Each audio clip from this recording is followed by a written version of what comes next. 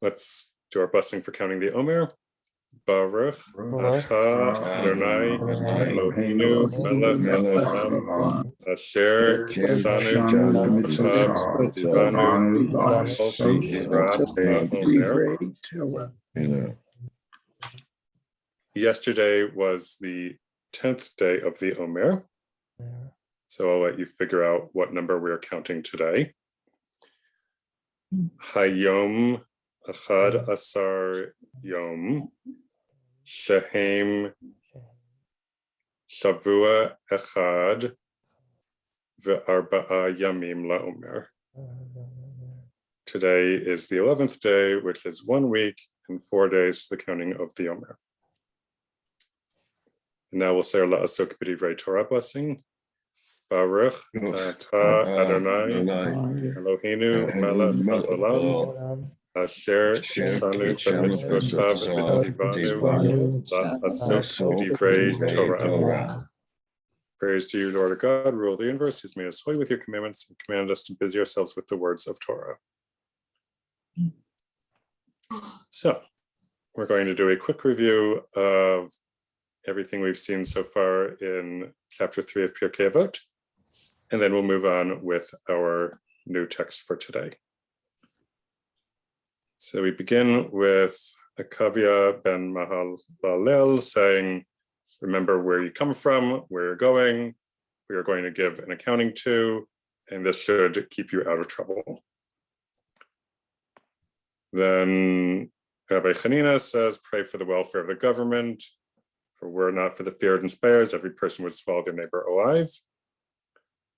Then we begin a set of sayings about the importance of speaking words of Torah and meaningful talk between individuals and how God appreciates this and is present when that happens. That is true in common conversation. That is also true at the table.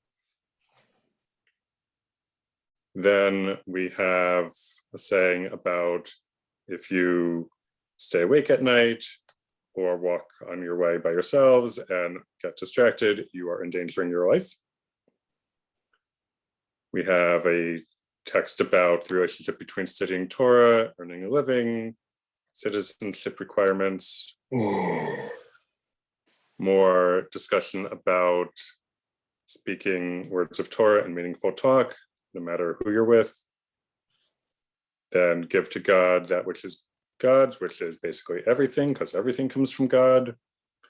And the importance of staying focused. Similarly, we have a text about not intentionally forgetting things that you have studied. However, if you accidentally forget things, it's okay because it's an accident. A text about when you have a fear of sin or good deeds, and that is more than your wisdom, then your wisdom endures. But if you are full of arrogance, perhaps, about your wisdom, then it gets taken away from you. Again, multiple ways of understanding that text, like all of these. One with whom people are pleased, God is pleased, assuming that you're making good choices, and vice versa. Another rabbi said that sleeping late in the morning, having wine in the middle of the day, sitting in the assemblies of the vulgar, and children's talk, whatever that means, these either ruin a person's life or they take a person out of the world, different ways of translating that text.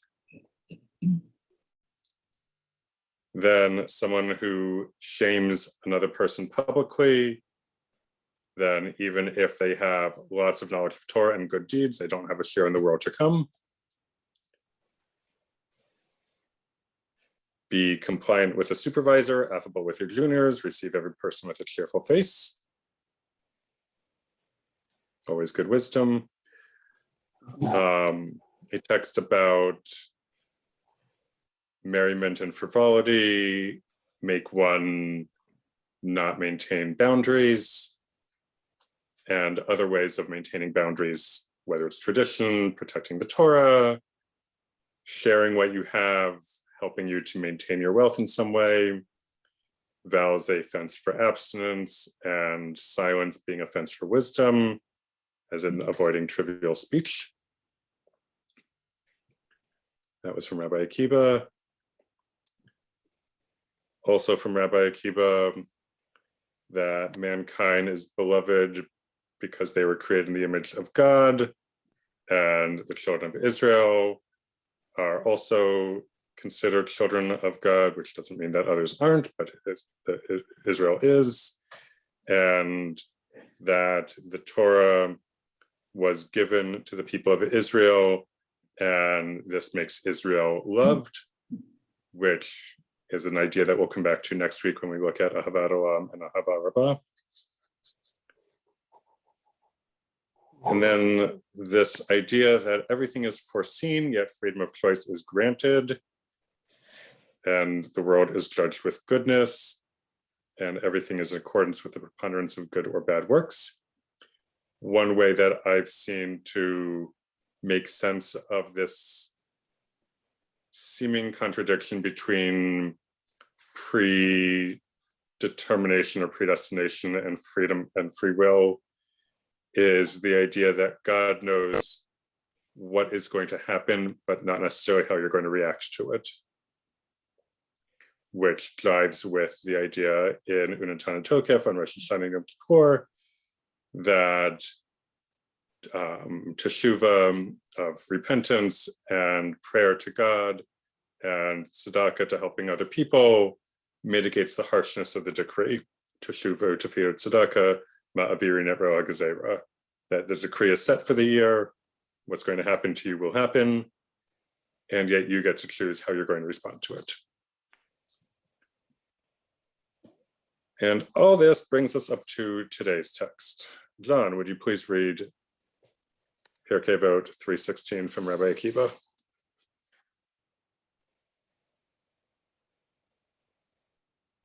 There. He used to say, everything is given against a pledge, and a net is spread out over all the living. The store is open, and the storekeeper allows credit, but the ledger is open, and the hand writes. And whoever wishes to borrow may come and borrow, but the collectors go round regularly every day and exact dues from people, either with their consent or without their consent. And they have that on which they can rely in their claims. The judgment is a righteous judgment, and everything is prepared for the banquet. Biography, more quotes by Rabbi Akiba. How are these sayings relevant to our lives today? Thank you. All right, what do you guys think?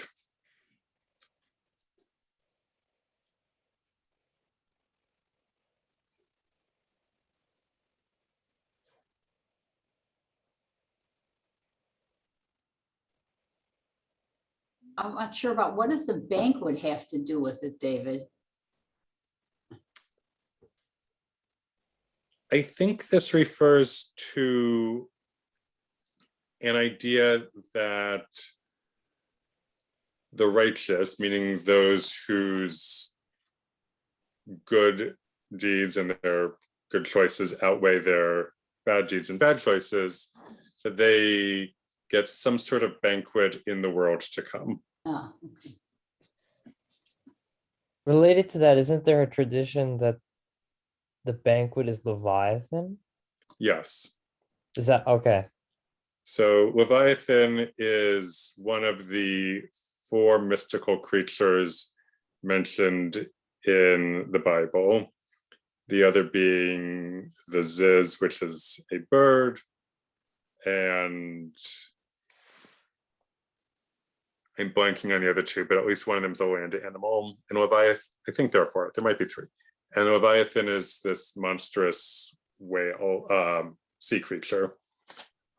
And so there's this idea that the Leviathan gets served to those who make good choices.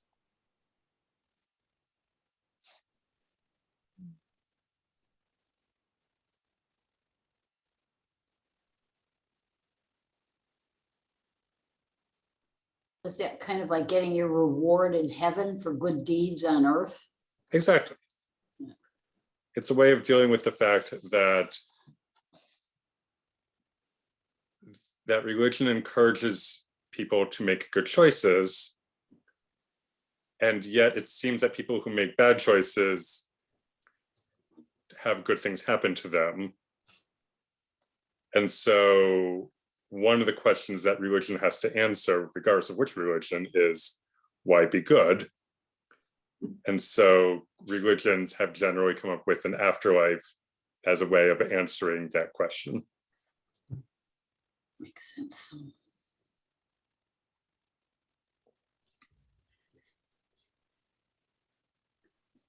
You know, it's funny, the store is open and the storekeeper allows credit. I remember when I was a kid, we used to shop at Mr. Schwartz's little tiny grocery store, and he had a paper bag on the counter.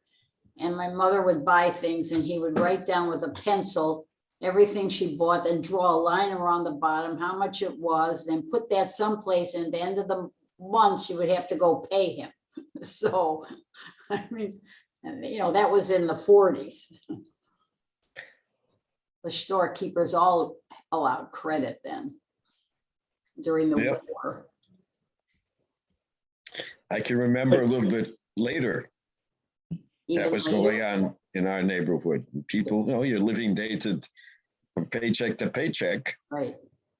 and you don't always have cash. No ATMs nearby either, or credit cards. Right. No credit But I cards. think we're talking about something else here. But this says that, you know, whether you intend, you go ahead and borrow, whether you intend to pay it back or not, someone's going to come and collect. And they're going to do it, in this case, it says daily. But, you know, there's no escaping the fact that you've borrowed, you've made a commitment, and there's no way you're going to get out of it. Yeah, that's why everything is given against a pledge. You have everything is a commitment. And it's all interconnected. It is spread out overall. This has to do with, is it anything predestined or not, or you have your own choice? Because the store is open. You can pick what you want and you get your credit or do what you want. But everything is recorded. And someone comes back and collects, depending on how you were using your, how your decisions were, or you get the consequences as a result of your decisions.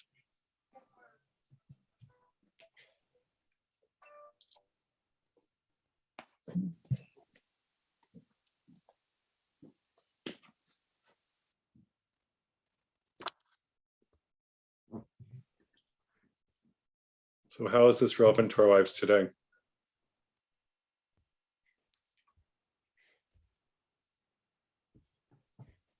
Pay with a credit card, you have to pay at the end of the month. Well, even today you have choices you can make, and there's consequences for whether you want them or not. Do you like it? And one thing is you make a choice and that leads to something else.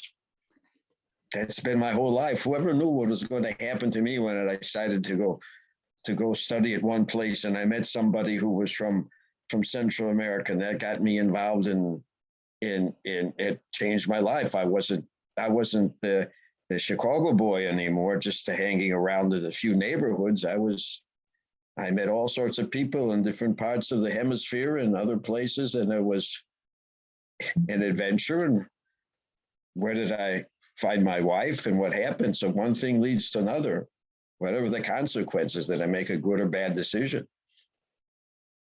And at the end, I have to make my own assessment. Who knows what other entity or universe or power is making some decision or evaluation as well. Who knows?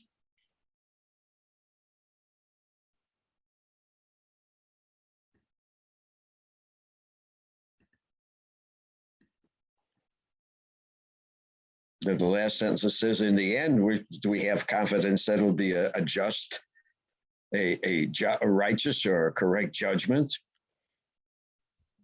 That we're going to, whatever the consequences are for what we did or didn't do.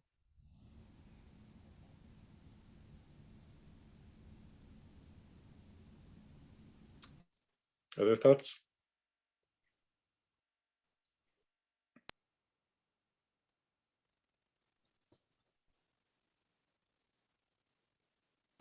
Is this the first place we have, you think, where the, that I'll pull that back and just say it's of course, as I think it's already mentioned, it's a metaphor. Mhm. And if it's but the idea of a strict accounting, which has pervaded some of the Jewish writing, that it's a strict accounting. On the other hand, there's also the notion of mercy, but here the only way that shows up, unless I'm missing it, is in the idea that you get credit. But of course, you can't make, as has been pointed out in concrete context already, you cannot make purchases without the credit if you don't have capital of your own. So you're making the purchases on credit. You're then the piper. Then there's a call on your debt, and I mean it's striking how far he carries that metaphor, because the merchant or the storekeeper, I mean that's the deity, I guess, and so he's keeping a score, he's keeping a record, and he writes everything down. And so it's relevant if we feel that there is such an order in the world, and otherwise it's troubling. And if we can find another metaphor if we want, and say, but the notion that everything will be, that all the books will be balanced at the end is something that's hard to really accept unless you really press a certain way of thinking about what counts as a reward and what counts as a punishment, and whether it's this world or the next. I'm sorry I'm going on so long. No, this is good.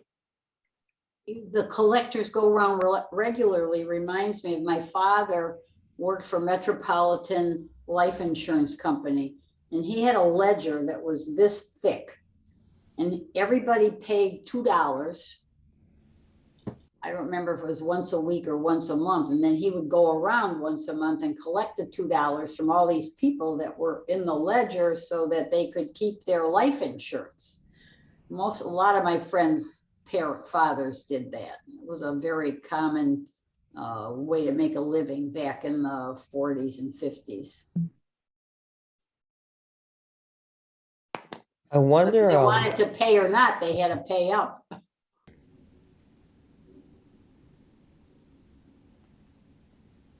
Gabriel? Sorry, there was a pause. I thought you had stuff speaking. My apologies. Related to this being interpreted as a metaphor, I was wondering if the thing that's been worth the credit is the body, and the ledger is the record of the deeds. So the body being given as a medium, perhaps, for which a thing good or bad could be recorded, or a thing at all could be recorded in the ledger to begin with.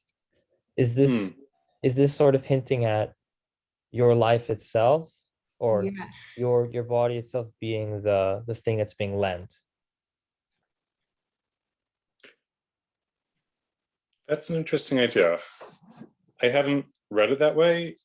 I could see how that would make sense, because certainly there's a strain in Jewish thought that your time here is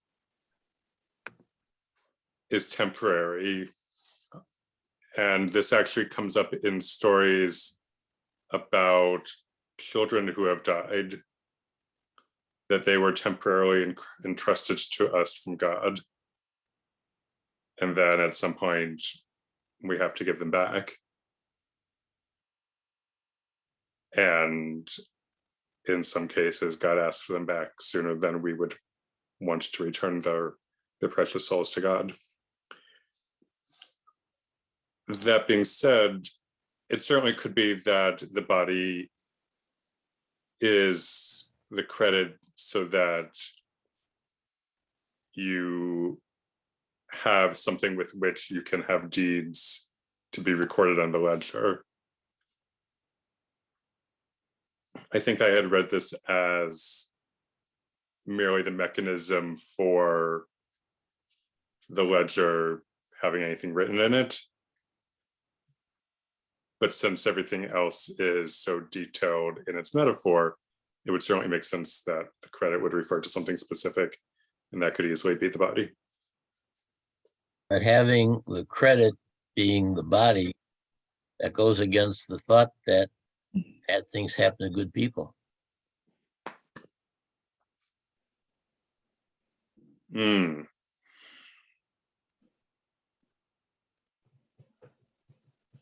Fair.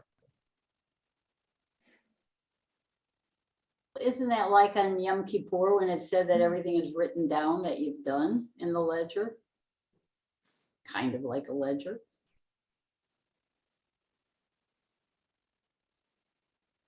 Yes, it is possible that this is the source of the metaphor of the book of life. Right. That's a good connection. And the banquet is the testimonial to your life.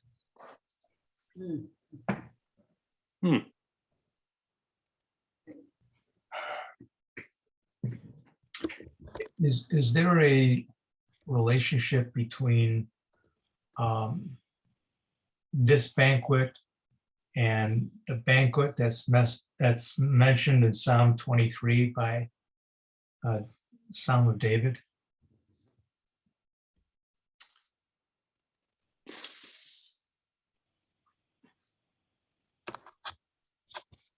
There could be. As I recall that, or actually, do you have the text in front of you, Morris? I do, yeah. Could you read that section of it, please? Sure. So you prepare a banquet for me in the presence of my foes. You anoint my head with oil, my cup overflows. Goodness and mercy shall follow me all the days of my life. So that banquet could be referred to as an afterlife banquet, in which case it would mesh well with this banquet. It could also be a way of expressing a sense of security that even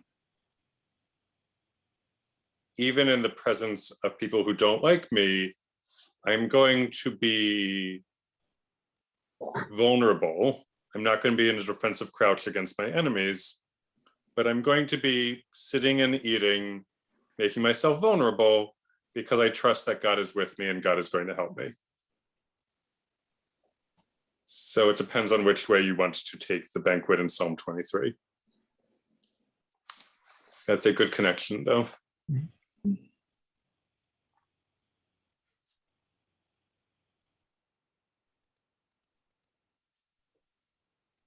Just looking at this short little number of lines, you can imagine rabbis could probably spend months talking about this. So that leads me to the question, David, how to using the word banquet, what was the inference in that time or in Hebrew? Because we think of a banquet as something where we're having a festive meal. We're enjoying all this food or maybe some delicacies. Does it have some other subtle meaning beyond that? I think this banquet is your eulogy.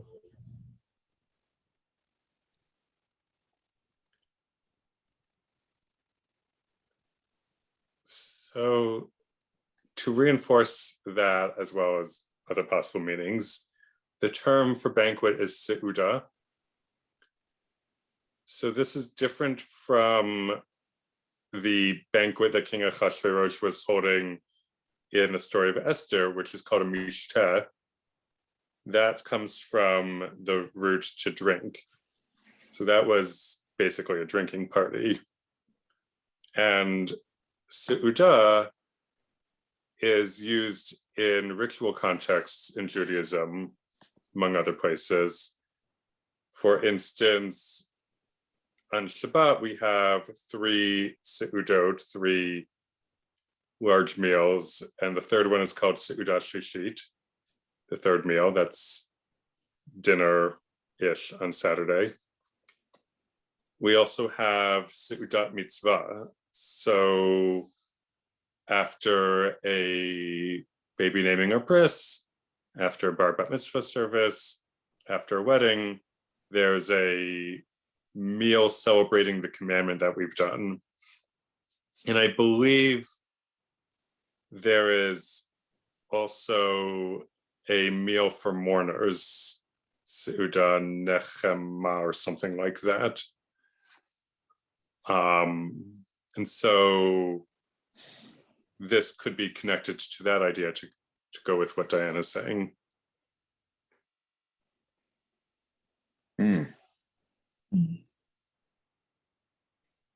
There's a Yiddish song people might have heard. I heard it on a record at Theater of Pirkei many years ago, where the rabbi, people say the rabbi goes off for I guess it's Shalish Sidus.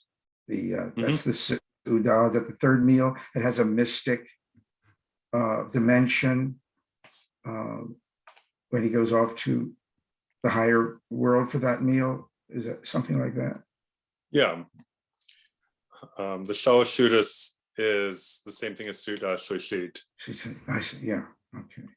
And since it's coming at the end of Shabbat, there are those who ascribe a mystical aspect to it.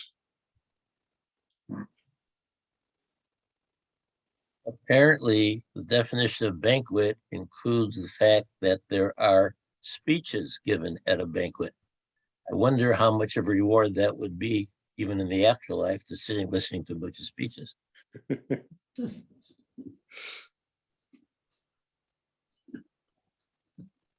I suppose it may depend on how much you enjoy what they're talking about. I suspect they might be talking about the things we did wrong or could have done better. Wouldn't that be a roast? But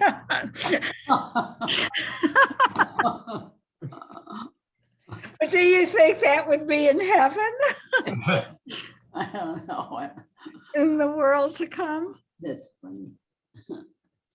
Well, I think we've sort of digested this already. What's next? Let's go on. Diane, would you be willing to read this text, please? Okay, Rabbi Eliezer ben Azariah says, if there is no Torah, there is no worldly occupation.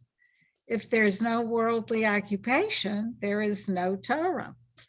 If there is no wisdom, there is no fear of God. If there's no fear of God, there's no wisdom. If there's no knowledge, there's no understanding. If there's no understanding, there's no knowledge. If there is no flower, there's no Torah. If there's no Torah, there's no flower. All right, I think we're actually going to stop there. Let me just see who this was. All right, that's Rabbi Elazar ben Azariah, but we'll learn about him next time. I think this is going to give us enough to get us through the end of the hour. All right, how is this relevant to our lives today? Can you move it up? Oh, wait, Yes. I've got it. Okay. So you can see the question. The question is the same as always. How is this relevant to our lives today? What? This is a much quoted passage for me. If a particular kind of client is being recalcitrant about paying their invoices, I do sometimes put email, if there is no flour, there is no Torah. If there is no Torah, there is no flour on the invoice. The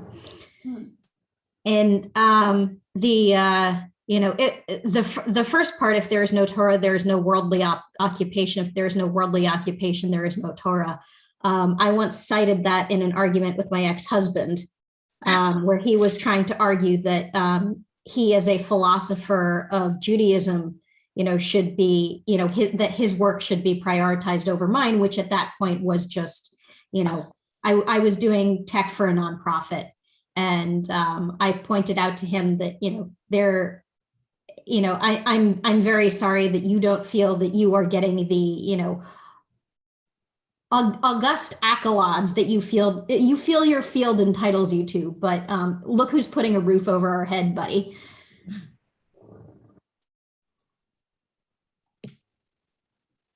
So you said that you put that on invoices? Yes. Oh. Can you explain a little more why? That particular passage is frequently used to remind people that those of us who engage in Torah also need to eat. Okay, I get it. Very good. Thank you. That's very good. David, Wait, I didn't hear the last half of the sentence. Those of us who engage in works of Torah, particularly as our primary profession, do need to eat. Right. Okay. Okay, up. So hence, if there is no flour, there is no Torah. Okay. That's very good. so David, if there is no wisdom, there is no fear of God. Kohelet said that that wisdom is folly. So is fear of God also folly?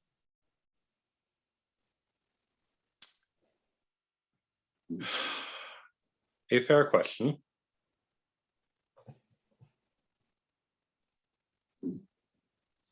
I think that wisdom without fear of God is folly. Going on to the second half of that statement, if there is no fear of God, there is no wisdom. So those who think they have wisdom but don't have a fear of God merely have folly.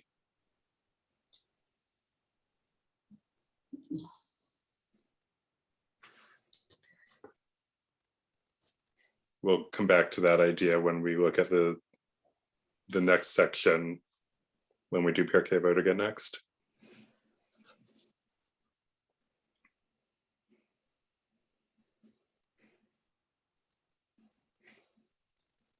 I think this note about if there's no flour, there's no Torah is especially I think important given the context of some of the sages. If I remember correctly, a lot of them were menial laborers. The positions that they had wasn't like their primary career, right? Like being rabbinic scholars wasn't like their Correct. job like for eating, so to speak, to get money. That wasn't like, is that correct? That is correct. Oh, okay.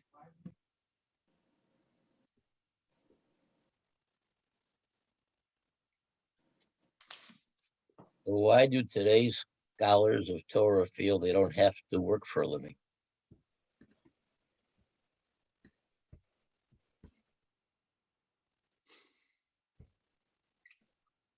Can you unpack a little bit what you mean by that? There's a lot of implication and a lot of murkiness there.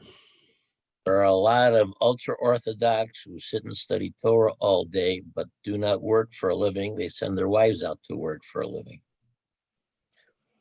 Somebody else has to work to support them, so that's where the flour comes from.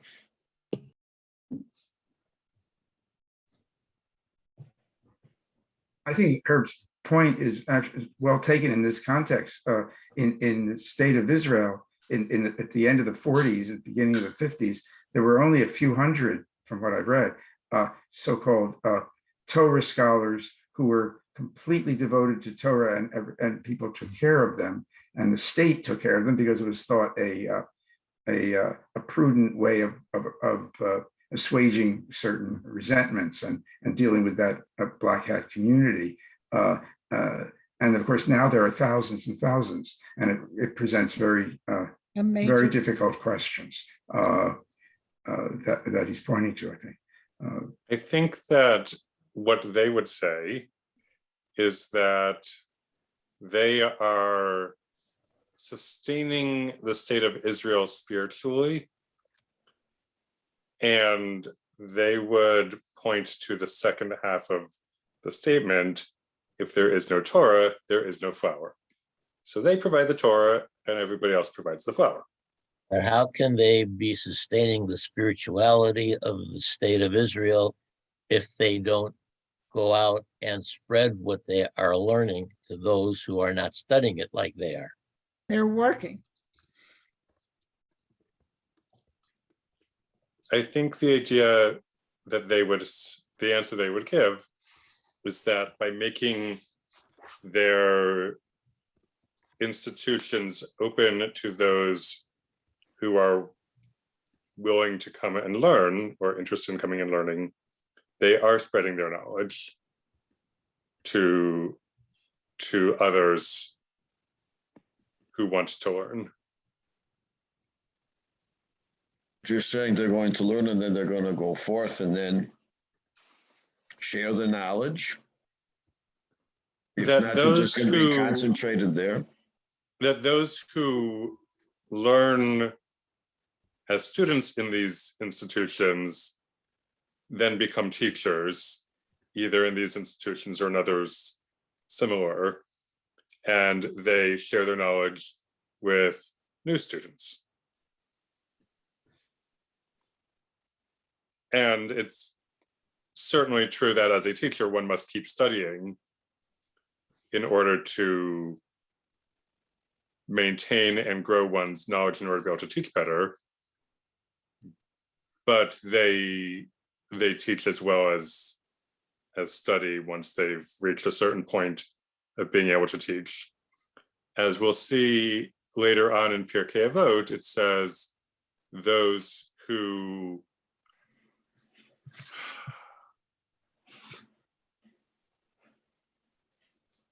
something to the effect of those who learn in order to teach. Maybe it's those who learn in order to do are given the opportunity to learn and do. Those who learn in order to teach are given the opportunity to learn, do, and teach, or something to that effect. So they know that there's a responsibility to teach once they have learned. In the early 60s, I knew several families whose sons were studying and the parents were paying for them to study. They didn't work at all. In fact, we had a member of our congregation who left to go study. And parents paid. Wouldn't Aiden Steinsaltz be a good example? Go on. Well, he studied and he was a teacher. I mean, he basically translated the Talmud into English in order to make it more accessible to a great many more people that, didn't read Aramaic. Yes, I think he would be an excellent example. So with that, recognizing the time, I'm going to end our recording.